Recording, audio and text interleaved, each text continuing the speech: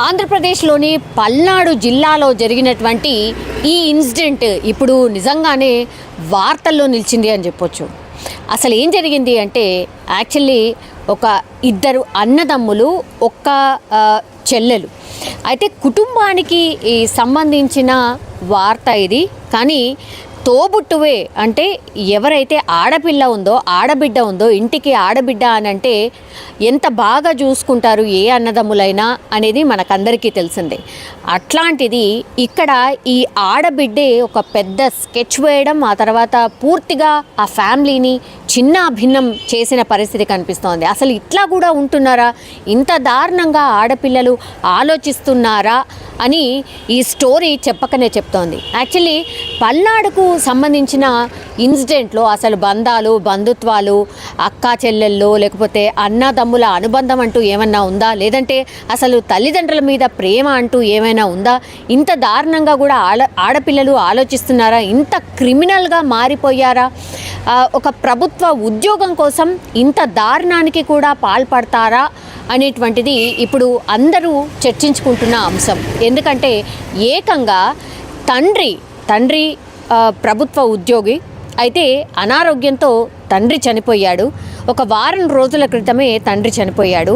ఆ తర్వాత తండ్రి ఉద్యోగం ఎవరికి వస్తుంది? మామూలుగా అయితే మగపిల్లలకి వస్తుంది. ఒకవేళ మగపిల్లలకు లేకపోతే ఇంట్లో ఉన్న ఆడపిల్ల ఏకైక కూతురు ఎవరైనా ఉంటే వాళ్ళకు వస్తూ ఉంటుంది. జనరల్లీ అయితే మగపిల్లాడికే వస్తూ ఉంటుంది.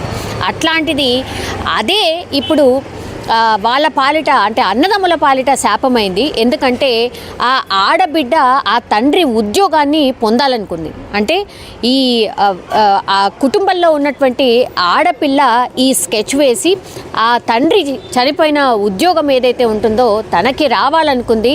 అందులో భాగంగానే పూర్తిగా ఒక స్కెచ్ ప్రకారం కంప్లీట్లీ వాళ్ళ అన్నదమ్ముల్ని చంపి కాల్వలో పడేసి అసలు ఏమీ ఎరగనట్టుగా పాపం వాళ్ళిద్దరూ యాక్సిడెంటల్గా కాలువలో పడిపోయి చనిపోయారు అన్నటువంటిది ఆమె ప్రొజెక్ట్ చేసే ప్రయత్నం చేసింది.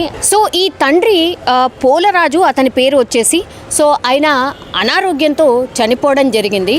అయితే ఆ తండ్రి ఉద్యోగం మామూలుగా అయితే మగపిల్లాడికి రావాలి. అయితే వీళ్ళిద్దరికి ఇద్దరు కుమారులు, గోపి అండ్ తమ్ముడు వచ్చేసి రామకృష్ణ. యాక్చువల్లీ కృష్ణవేణి అన్నమాట. వీళ్ళిద్దరికీ కూడా అక్క ఈమె.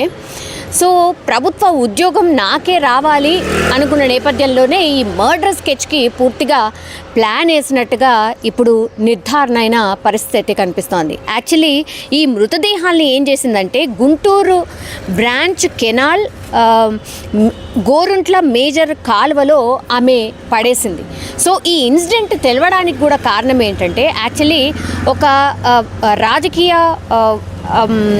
టూర్లో భాగంగా అక్కడ ఉన్నటువంటి సీఎం అక్కడికి వెళ్ళినప్పుడు ఆ కాలువ దగ్గరలోనే ఒక గుర్తు తెలియని మృతదేహం లభ్యమైంది. యాక్చువల్లీ అంతకంటే ముందే మిస్సింగ్ కేసు నమోదైంది. అంటే యాక్చువల్లీ ఈ కృష్ణవేణి అంటే ఎవరైతే తమ్ముళ్ళని చంపిందో ఈ కృష్ణవేణికి సంబంధించిన ఫ్యామిలీ మెంబర్స్ అందరూ కూడా వీళ్ళిద్దరు మిస్ అయ్యారంటూ మిస్సింగ్ కేసు నమోదు చేసిన నేపథ్యంలో పోలీసులు వీళ్ళిద్దరి కోసం గాలిస్తున్న పరిస్థితి. అప్పుడే అక్కడ ఆ కాలువకి దగ్గరలో పరిసరాల్లో యాక్చువల్లీ అక్కడ ఉన్నటువంటి సీఎం పర్యటన ఉన్న నేపథ్యంలోనే పోలీసులు గాలింపు చర్యలు అంటే సెక్యూరిటీ వైజ్గా చూస్తున్న క్రమంలో ఆ కెనాల్లో ఒక గుర్తు తెలియని మృతదేహం లభ్యమైంది.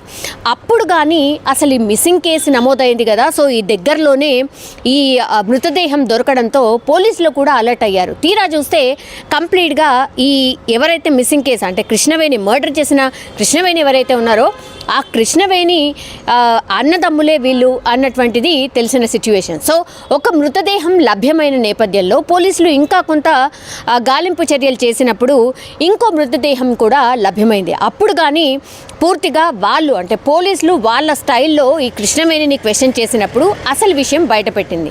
తండ్రి ఉద్యోగం కోసం ఆ ఇంటి ఆడపిల్లనే ఇద్దరు తమ్ముళ్లను చంపి ఆ ఉద్యోగం తనకి రావాలనుకుంది కాబట్టి ఈ పూర్తి ప్లాన్ చేసింది ఆ ఇంటి ఆడబిడ్డ అని తెలుసుకున్న తర్వాత పోలీసులు కూడా అండ్ అక్కడ చుట్టుపక్కల ఉన్న వాళ్ళు కావచ్చు లేదంటే ఆ బంధువులు కావచ్చు ఒక రకంగా షాక్కి గురైనటువంటి పరిస్థితి. ఒక అబ్బాయికి ఆల్రెడీ గోపి అనేట ఆయనకి ఆల్రెడీ ఆయనకు ఉద్యోగం ఉంది, ఇంకొక అతనికి మాత్రం ఉద్యోగం లేదు, ఆయన నిరుద్యోగి.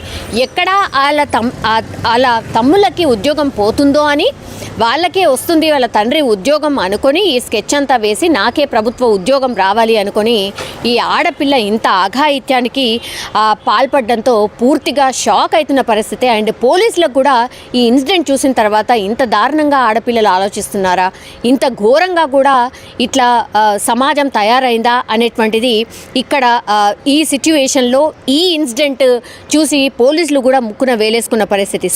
సోదరే మర్డర్ స్కెచ్ వేసినట్టుగా అండ్ ఈ ఘాతకానికి పాల్పడింది కృష్ణవేణి అన్నటువంటిది తెలుసుకొని పోలీసులు అయితే పూర్తిగా షాక్ అయిన పరిస్థితి. అండ్ ఈ ఇన్సిడెంట్ అంటే ఒక్కసారి ఈ మృతదేహం లభ్యం కావడంతో కృష్ణవేణి పోలీసుల ఎదుట వెళ్ళి నేనే ఈ మర్డర్ చేశాను అన్నటువంటి విషయాన్ని చెప్పడంతో పూర్తిగా అవాక్కైన పరిస్థితి కనిపిస్తోంది. కానీ నిజంగానే ఈ ఇన్సిడెంట్ చూసిన తర్వాత ఆడపిల్లలు కూడా ఇంత దారుణంగా ఆలోచిస్తున్నారా? ఎందుకంటే ఆడపిల్లలు డెఫినెట్లీ వాళ్ళు ఇంకో ఇంటికి వెళ్ళిపోతారు. సో ఏదైనా సరే తల్లిదండ్రులు పెళ్లి చేసేంత వరకు మాత్రమే ఆ ఇంటి ఆడపడుచు ఆ తర్వాత మాత్రం పూర్తిగా వేరే వాళ్ళు ఇంటికి వెళ్ళిపోతుంది. ఆ తర్వాత వాళ్ళదే పూర్తిగా వాళ్ళ అంటే అత్తగారిల్లే పూర్తిగా తల్లిగారిల్లుగా భావించాలి. అట్లాంటిది తల్లిగారింట్లోనే అన్నదమ్ముల్ని చంపిన పరిస్థితి వచ్చింది అంటే మరి ఎటు పోతుంది సమాజం, ఆర్ ఎట్లా ఆలోచిస్తున్నారు ఏంటి అనేది అర్థం కాని సిచ్యువేషన్ అయితే కనిపిస్తుంది.